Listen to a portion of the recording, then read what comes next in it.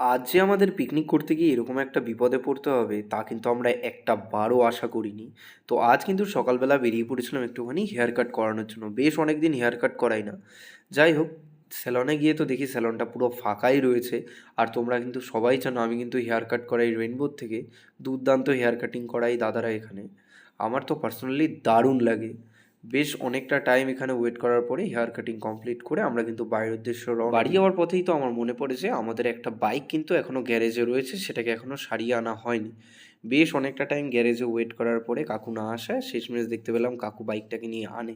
আর তোমরা কিন্তু দেখতেই পাচ্ছ এটা কিন্তু একটা লেজেন্ডারি বাইক। ইন্টারনাল কিছু প্রবলেমের কারণে আমাদের কিন্তু বাইকটাকে একটু গ্যারেজে দিতে হয়। আর এটা কিন্তু ইয়ামাহা RX 135, দারুণ কিন্তু ইঞ্জিন এই গাড়িতে।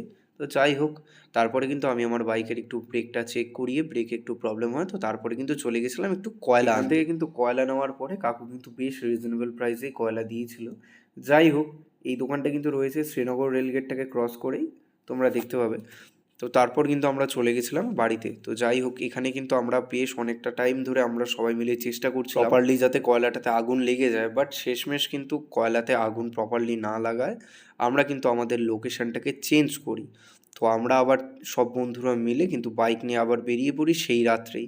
আর দেখতেই পাচ্ছ বাইকের পিছনে কিন্তু রয়েছে আমার বন্ধু রাজ, আর আরও দুজন তারা সামনে চলে গেছে।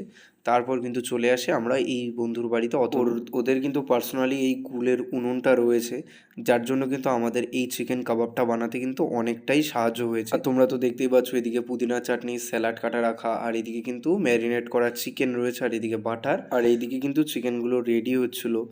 দারুণ একটা এক্সপিরিয়েন্স হয়েছে আমাদের সবার। বাট যাই হোক, শেষমেশ আমাদের এই পিকনিকটা সাকসেসফুল হয়েছে, আমরা এটাতেই হ্যাপি। বেশ খাওয়া দাওয়া হলো, বেশ ভালো আড্ডা হলো। শেষমেশ আমাদের খাওয়া দাওয়া কমপ্লিট করে কিন্তু আমরা বাড়ির উদ্দেশ্যে রওনা দিই। তো চলো, তোমাদের সাথে দেখা হচ্ছে নেক্সট ব্লগে। তোমরা আমার চ্যানেলটাকে সাবস্ক্রাইব করে রেখো। টাটা।